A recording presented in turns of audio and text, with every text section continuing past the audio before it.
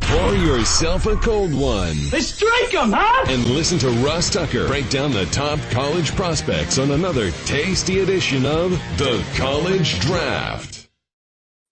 Yeah, it is Daddy Soda time here on the College Draft Podcast presented by DraftKings. Hopefully everybody had a bunch of Daddy Sodas over the weekend. It's still the weekend. We are doing this for you guys for Memorial Day Monday. So as you're going to your barbecues or driving back from wherever you're from, you can watch or listen to us. I'm Ross Tucker, former NFL offensive lineman, 5 teams, 7 years, Washington, Dallas, Buffalo, New England, Cleveland for a minute, and then actually back to Washington. Could have been 6 teams in 7 years, which is almost as good as Cassius Marsh, who was on last Monday's Ross Tucker football podcast. He is on his 7th team in 8 years. Hard to do. It's hard to do on a lot of different levels, right? You can't be that good or you would have stayed places. You can't be that bad or you wouldn't keep getting signed. It's a real art to being a journeyman. Check me out on social media at Ross Tucker NFL. And of course, you can check out the show at Ross Tucker Pod. We believe that most podcasts, most people don't spend enough time going over the draft that was. We talk so much leading up to it, then it happens, you do one recap podcast and you move on. Not us.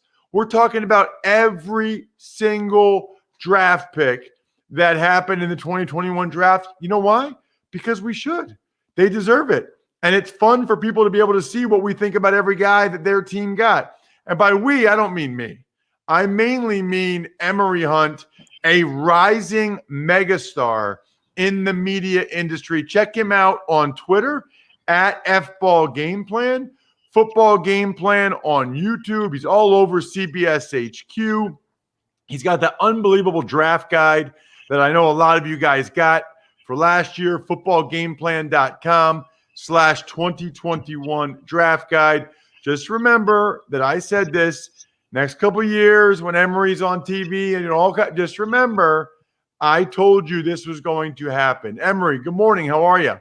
Good morning, Ross. Always a pleasure to talk ball and appreciate the intro, man. And again, we already are starting on 2022. We love to start in Canada and work our way down. Ooh, I like that. I also like that we're starting to get some of these reports about rookies at OTAs, although it is rare to get one that says the guy stinks, right? I mean, you're not going to get very many. This guy stinks. He's not playing well at minicamp. If you see, I have become an expert, Emory, at listening to coach and player quotes and being able to read between the lines and tell you what that really means. Like if they're like, he's got some potential. Yeah, if he can just figure out a couple of things, that means the guy is a moron that doesn't know what he's doing. And that's the nicest way they can say that about a high draft pick. We should do a whole show where I go through quotes and be like, here's what he really means by that. I think I have like 95% accuracy. Because at the end of the day, if they say something negative, that'll get thrown all around the world. But you have to stay positive because everyone listens to these quotes. And you're right. Or when they say, "Oh, it's process," that's let you, man, like not what it was right now. So we got to take our time and be patient and readjust expectations for them. There's no doubt about it. Speaking of expectations, I'm curious, since Aaron Rodgers is not at OTAs and you started on this show, I don't know, a year ago or so, I've never asked you what your thoughts were or your eval was of Jordan Love coming out of Utah State. Before we dive into the AFC West, and we will, every draft choice in the AFC West, I am curious, what was your eval of Jordan Love coming out? I had a high second round grade on Jordan Love. I compared his game style and play to Deshaun Kaiser coming out of Notre Dame. Guys that had a whip-like arm, good athleticism, can really drive the ball downfield, miss a lot of the layups on the shorter throws, but the deeper throws is where they had the success. And his game reminded me a lot of Deshaun Kaiser. And so that's where I had him. So so him going late first, not as much of a surprise if he was going to go in the top 15, like some were projecting him to do so in that draft class. So just you want to see him get the grooming that Deshaun Kaiser didn't get. So that's why I like Love's, prospects moving forward. Kaiser was thrown into the mix early as a 21-year-old, 20-year-old, rookie, and didn't really get the grooming and the benefit of having, that second year to correct his wrongs as a rookie with a better team around him in year two. We're seeing Love get the proper grooming for a quarterback that had upside, but had some issues he had to work his way through. It just doesn't work that way, Emory, and there's no way to do it. But I would always love, with anybody, I would love to take a guy like Kaiser, put him in a different team, different situation, and just see what would happen with his career. He had a lot of tools, man, and that tools are not enough. We know that. But I'd just be curious, and I'm not saying he'd be Mahomes at all, but I would just be curious to see what happens if he sat behind Alex Smith for a year and then was a quarterback of the Chiefs. I don't know. Would he be a competent starting quarterback? Would he still be not good? I don't know, but I'd be curious to find out. And to piggyback off that point, reports coming out of Tennessee is that he's already looking like a solid QB2. And granted, he's competing with Logan Whiteside, but the fact that he's still going upwards, in terms of making progressions in this game, and Ryan Tannehill, who stylistically plays a lot like Deshaun Kaiser, it gives you some credence to what you're talking about. And I was talking about this with my college coach. We talk every day, and I was just saying how beneficial, just for me, redshirting was. And, some people look at it as a knock, but man, redshirting allows everything to slow down for you. You get to get a good grasp of everything, and you get to, get your body right, get your weight right, and you get to understand the playbook. And I think for rookies, you're right. Sometimes a little bit of apprenticeship works to your benefit as opposed to being thrown out there. So I didn't redshirt in college, but my first year in the NFL, I didn't really play. I was inactive for 12 games, played like as a third tight end or special teams in 4 games. I didn't really play. The difference between year 1 and year 2 for me, Emory, could not have possibly been more significant. I mean, year 1, I would not have been ready. I had a good training camp and a good OTAs and stuff, and I made the team. But mentally, physically, and maybe it's because I didn't redshirt, maybe it's from the Ivy League or whatever, I would not have been ready. When we started OTAs that second year, I was 15 pounds heavier, and I no longer had any doubt in my mind about whether I could compete physically or mentally. I went from hoping I could make the team to the next year thinking I'm as good as anybody. I should start. And just the level of confidence I had going into that second year, I mean, I would have struggled if I had been thrown into the game action as a rookie. Instead, I wasn't until my second year, and I was able to perform much better as a result. The game slows down, man. And when it slows down, your confidence rises, and you'll be able to play to the skill level that you have, which is so key. Let's dive into these draft choices. I didn't realize the Denver Broncos, as we break down the AFC West, had so many picks. Day 1 was Patrick Surtain II. Then day 2, they went Javonte Williams, the UNC running back, Quinn Miners, the Wisconsin Whitewater center, and Baron Browning, the linebacker from Ohio State. Your thoughts on those guys, Emory? Yeah, I love the Surtain pick because that's a day 1 plug and play starter that really helps strengthen them on the perimeter, because you got him and now Kyle Fuller, outstanding cornerback. The no-fly zone looks to be back. With their day 2 picks with Williams and Miners, at worst, you strengthen the depth on the roster, because Williams will go into a situation where he has to compete with Melvin Gordon and also Royce Freeman. And you also look at minors. They drafted Cushenberry last year. Minors can come in and compete at center, but most likely he's going to provide good depth there, but also could have a pathway to start at guard if need be, on opposite of Cushenberry and Reisner. So at worst, he provides depth. So I love those two picks because they give those guys good depth with pathways to be starters down the line. Refresh my memory. You were a pretty big Javonte Williams guy, right? No, I wasn't. He was my number 10 running back because you didn't like him? I thought people loved him. But people loved him. I thought he was he reminded me a lot of what they have already on the roster in Royce Freeman. A solid back that's, that has good burst, good explosiveness. But I worry about the vision and the inability to consistently make guys miss. So for me, is he better than Melvin Gordon? Is he better than Royce Freeman? I just think the situation for him may not be the most ideal because those are two guys he's going to have to leapfrog. Now, granted, he was drafted in the second round, so coaches think he can leapfrog those guys, but it's now a wait-and-see approach. And how many carries will he get if Gordon is balling or Freeman and Williams are neck and neck? So I think him getting drafted by Denver kind of is a head-scratcher because the situation isn't a clear pathway for him to get those carries that he needs. What do you think of Browning?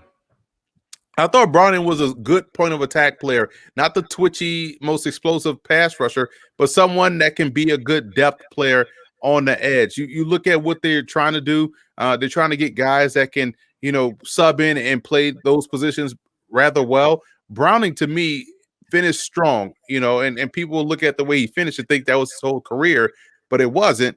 But the way he finished kind of gives you a pathway to think, okay, if we can get him to do this going forward, then we have a pretty good, reliable rotational piece on the edge. Because again, you have Von Miller coming off of an injury, you have Chubb coming off of an injury, and you didn't have depth there like you wanted to. Browning gives him someone that's stable, that's not going to be a liability versus the run, but also has a little bit of an upside as a pass rusher.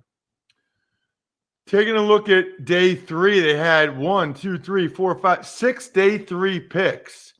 They went Caden Stearns, the safety from Texas, Jamar Johnson, the safety from Indiana, Seth Williams, the wide receiver from Auburn. What do you have on those guys? I love Seth Williams. He was my number 2 inside wide receiver. So like that bigger inside presence, like a bigger slot. Williams was excellent. And he also is very good blocking in terms of the run game. So I love that, tenacity about his game. They also drafted Kerry Vincent, the nickel slot corner from LSU, who I really like. I think this is a combo guy, can play safety, can play nickel corner. So they got another player on the back end. And Jamar Johnson, to me, was the better of the two safeties out of him and Stearns.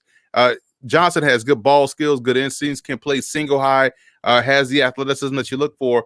And even as undrafted rookies, they got Warren Jackson out of Colorado State, 6'6", 215, opted out this past year, but was tremendous for the Rams in 2019. And Mac McCain, one of the more dominant corners at the FCS level at an HBCU at North Carolina A&T, great ball skills and instincts. And he was one of those guys that ended a lot of games for their upset victories. He had a pick 6 against East Carolina, pick 6 against the University of Charlotte, both of which won them those games. Had a pick 6 against Morgan State. I was on that broadcast where he brought that ball back 100+ yards. So this guy always finds the ball and always is making game-changing plays. I did Colorado State, Fresno State this past year. I totally forgot about Warren Jackson. Like, they talked about him, he opted out. How many guys opted out and then didn't even get drafted? Yeah. That is brutal. And you think about it. At first, you thought, well, they won't hold that against guys, global pandemic. But you know how the league is. It's about what you saw last. And if they didn't see you last, you kind of was out of sight, out of mind. Wow, man. Anything on their last 2 7th-round picks, Jonathan Cooper and Marquise Spencer? I think Spencer is an underrated player. He was my number 1 5 technique. He was a linebacker coming into Mississippi State. And then he grew into a defensive end. So now you have a guy on the line of scrimmage that has second-level eyes. So he has the eyes of a linebacker with the technique of a defensive lineman. I liked him a lot watching this tape. I thought he moved rather well. I was like, he's moving way too well for a defensive end. Then I found out he was a linebacker when he came in. Then it made all the sense in the world. So I think that's a really good, underrated pickup by Denver. Let's get into the Kansas City Chiefs. They stayed pretty local for their first 2 picks. Round 2, they took Nick Bolton, the linebacker from Missouri, and Creed Humphrey, the center from Oklahoma. Bolton is someone that's interesting because he's a dart and shoot type linebacker. He's explosive. He's an explosive tackler upon contact. I think he drops back in zone coverage rather fluidly. He's really able to get back in those drops. So he plays fast in all directions. You like that about his game. And there's a pathway for him to start. Humphrey was excellent for Kansas City. We all saw the Super Bowl. We all saw the interior pressure get blown up and them not have a good day against Tampa Bay. And be able to get one of the top tier centers in the draft where they selected him, probably one of the hugest steals this past April. I've never seen a team revamp a single position group as much as the Chiefs have the offensive line this offseason. I've never seen it. I mean, Orlando Brown at left tackle, Joe Thuney at left guard, Austin Blythe and Creed Humphrey at center, Kyle Long and Laurent Duvernay-Tardif at right guard. Mike Remmers at right tackle is the only returner. They even have Lucas Niang coming back from opting out last year. I mean, it is unbelievable. And they drafted Trey Smith, who we'll get to. The next 2 picks, Joshua Kando and Noah Gray. I remember Kando was highly, highly recruited. I just don't remember him ever really doing anything at Florida State. He really did. And that's what's really frustrating. I'm glad you are on the front end of it as well, because you see these guys as high school prospects, and then you see them go through the 4-year to 5-year process as college players. So you remember what his hype was coming into Florida State, and he didn't really do much. His body looks the part, but you want to see him consistently play the part. So I'm more fascinated about the development that he's going to get in Kansas City with Spagnuolo as a defensive coordinator. You hope the light comes on for him because physically he can hold his own, but you want to see the play out on the field match up with that. And Gray for Duke, to me, one of those traditional flex tight ends, guys that can get down the seam. You could kind of shake a bag up in college football and pull out one of these flex tight ends. But Gray was one of those threats that you saw consistently show up on film on offense for the Blue Devils. They had terrible quarterback situation, but Gray was a consistent player. Their last 2 picks, round 5, Cornell Powell, the wide receiver from Clemson, he made a lot of plays last year. And then Trey Smith, the guard from Tennessee. I'll never forget Trey Smith's first play ever. I'm watching Tennessee, Georgia Tech, and he pulls to the right on a G play and just annihilates a poor Georgia Tech DB and then smashes him. He just has the blood clot issue, I guess, that people are worried about. Your thoughts on those 2 guys? I thought those 2 probably should have gone before the other 2, a round or 2 earlier. Powell is a pro already. He just finds open grass, finds receptions, finds first downs. He's a solid player, should give them, a good presence on the inside. And Smith, like you talked about, just to continue to rebuild and revamp that offensive line. He will be someone, if medically he's able to stay okay by year 2, he may be a starter up front for Kansas City. And now you got 2 legit studs on the inside. So before we get to the Raiders, I just want to make sure all of our great listeners and people that watch on YouTube, youtube.com/RawSoccerNFL. Look, we're going to the beach. We're going to the pool. It's the summer. You want to look your best. If you see even a hint of losing your hair, you got to get on Keeps. You got to do it.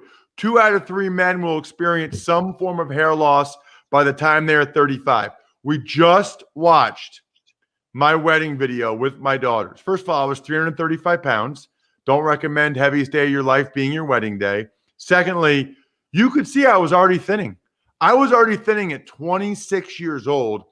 And I found out after the fact, you don't even start to see it balding until you've lost 50% of the hair in that area. More than 50 million men in the U.S. suffer from male pattern baldness. There are only 2 FDA-approved medications that can prevent hair loss. Keeps offers both. I take both. I have for years. Look at my hair now.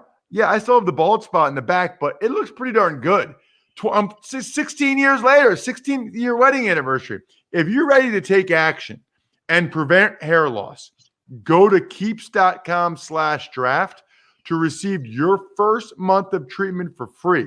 That's KEEPS.com/draft to get your first month free. Keeps.com/draft. I'm a huge fan. What's the old commercial, Emory? I'm not just the owner. I'm a client. Or I'm not just the endorser. I'm a user. Let's get to the Raiders. People killed them, Emory. They killed him for Leatherwood at 17. Did you hate it? Didn't hate it because I had he was one of my top 10 tackles in the class. So I had an 80+ grade on him. So I liked the pick.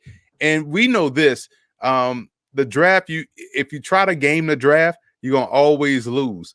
And they have better intel than we do. They knew someone probably was going to take Leatherwood, so they couldn't wait to take him later. So they had to take him now. And I've always said this, if you like someone and you think he can help your football team, take him. It's your team. It's picking teams.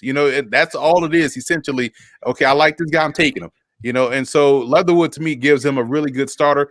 Dude can play any one of the positions up front. So any place you need him to start, he can do it. He's done it. So I didn't mind the Leatherwood pick, actually.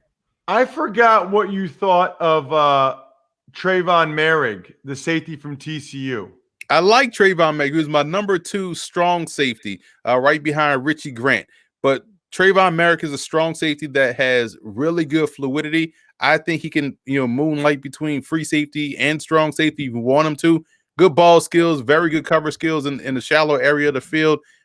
He's a good open field tackler, does a lot of things well, won't get you beat back deep. So love that pick too. So the first 2 picks for the Raiders, I thought were outstanding. Round 3, Malcolm Kuntz, the edge rusher from University of Buffalo, and all-time name, Divine Diablo, the safety from Virginia Tech. Now, this is where I had some questions, because if you're looking for a pass rusher, maybe pass rushing probably should have been more of the forefront earlier, considering this wasn't the draft where you had way too many of the elite type prospects. So if you saw someone that had that potential, you have to grab them. Kuntz, to me, is someone that I had more of a 6th round grade on. I thought he was productive, but not overly, twitchy or whatnot. So I'm interested to see how he develops. Diablo is someone that, plays safety, but is going to be a weak side linebacker at the 2nd level. He's someone that we've seen, people do this before, take college safeties and move them to linebacker. I think Josh Jones for the Packers was drafted to do that, but he didn't too much work out. We saw Darnell Bing at some point. Remember him? Oh my gosh, yeah. So the other guy that was at USC, I forget his name. Taylor Mays, another one. So we've seen this happen before. Diablo, I mean, the athleticism is clearly evident. He can get from the deep third to the alley, down at the point of attack in an instant, and vice versa. So you just want to see him make more plays. The athleticism is there, but the playmaking has to be more consistent. Day 3, they took Tyree Gillespie, the safety from Missouri, Nate Hobbs, a corner from Illinois, and Jimmy Morrissey, a center from Pitt. Love the Morrissey selection, first and foremost. Started his career as a walk-on and became one of the best centers in Pitt history. Like, think about that statement for a minute. And you think about those interior linemen and offensive linemen in general that have come from that program. You going, Bill Fralick and all these guys, right? So just think about the Pitt tradition up front, and for him to be, considered the best center to come out of there. So love what he can do on both ends of offense. It's a really good pick for the Raiders. And Nate Hobbs in the 5th round, to me, was outstanding. People didn't watch too much of Illinois football, but you watch Nate Hobbs out there on the back end, and you remember he's playing for Lovie Smith, who is one of the better defensive coaches in football, and he was able to star out there consistently very early. And so when you think about his football acumen and his football IQ, along with his skill set and productivity, at Illinois. I think this is another one of these underrated picks for the Raiders. And Gillespie is someone that's going to provide good depth. He has good athleticism. He's very physical versus the run. And I think initially he's going to be a core special teamer. All right, last but definitely not least, 20th consecutive year. There's a lot of hype surrounding the LA Chargers. This is the year. Round 1, Rashawn Slater. This was one of the most mocked picks of the whole draft. Slater to the Chargers at 13, and they got him. They really did. They got a day one starter, whether you want to start him at tackle or whether you want to start him at guard. You got you a day one plug-and-play guy that has excellent ability on both ends of offense. Outstanding selection. That alone gives them a home run. You know, they got 4 new starters up front. Slater, Abushi, Lindsley, Filer. Balaga's really the only returnee. So them and the Chargers, them and the Chiefs, that's a lot of guys to be changing. What about Asante Samuel Jr. in round 2, Emory? Selfishly, as growing up a Saints fan, I wanted the Saints to take Asante Samuel Jr. because they had a gaping hole at cornerback outside of Marshawn Lattimore. They passed on him, went with Peyton Turner, but the Chargers, they got a guy that plays a lot like Jason Verrett, someone they drafted who was outstanding before the injuries kind of took away a lot of his youth. But this dude, Samuel, plays the ball, plays the game like his father did, and when you're able to end up with the ball in your hands often playing defense, that's someone I kind of want on my team.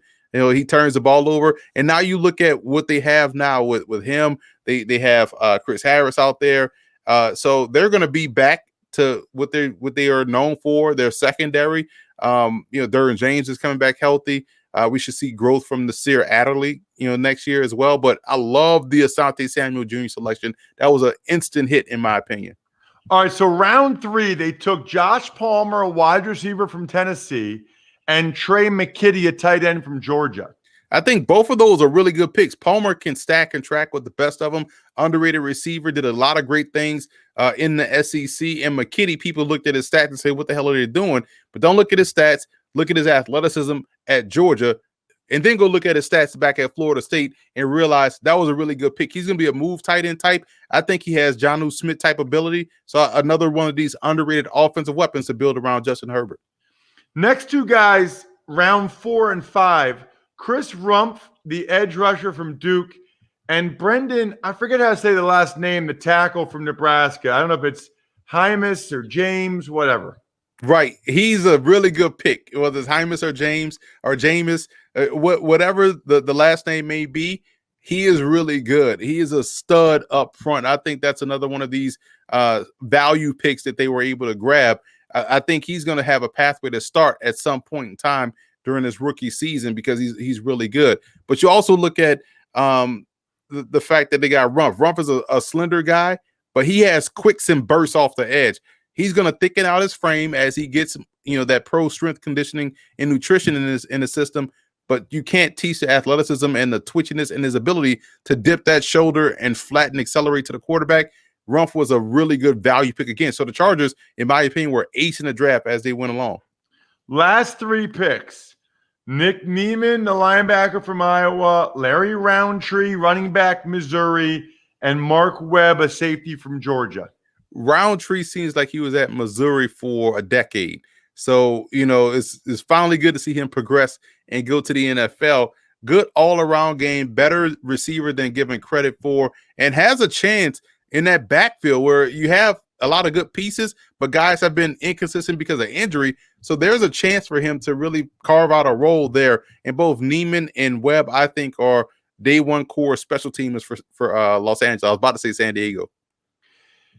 Do you know what draft choice this year Mark Webb played with in high school? I do not know. He played with Kyle Pitts. They both went to Archbishop Wood High School. Webb was actually like the more well-known guy as a receiver, goes to Georgia. They move him to corner. And then after a couple years at corner, they move him to safety. I don't even think he played defense for Archbishop Wood. He was a tall receiver. They had Webb at receiver and Pitts at tight end, and they never threw the ball. Never, ever, ever, ever, ever. And they still won state championship after state championship, just running it down people's throats. But yeah, he's more of like a special teams guy, right? Yeah, he's a core special teamer. Your day one gunner. He's going to be on your kick coverage units. And again, people need to understand strengthening special teams units help you win games. Excellent work as always, Emory. Helping you know what you're talking about is following at FBall Game Plan on Twitter or Football Game Plan on YouTube. Please subscribe to our YouTube page, youtube.com/Ross Tucker NFL. Great way to see the highlight clips of all the other shows. Maybe you don't want to watch them. You just want to see the best of the other shows. That's a great way to do it. Or follow us on social media at Ross Tucker Pod. Next week, we switch over to the NFC. Other than that, the keg is kicked. We are all tapped out. Thanks for listening to the College Draft Podcast. Make sure to also subscribe to the Ross Tucker Football Podcast, Fantasy Feast, Even Money, and The Business of Sports. All available at Apple Podcasts, rosstucker.com, or wherever podcasts can be found. A lot of times on the show, I mentioned DraftKings. Here's what you need to know. You got to be 21 or older, New Jersey, Indiana, or Pennsylvania only. New customers only. Restrictions apply. See DraftKings.com/sportsbook for details. Gambling problem, call 1-800-GAMBLER, or in Indiana, 1-800-9-WITH-IT. By the way, if what I was talking about included a deposit bonus, doesn't always, sometimes it does. Deposit bonus requires 25 times playthrough, and deposit bonuses are paid out in site credit.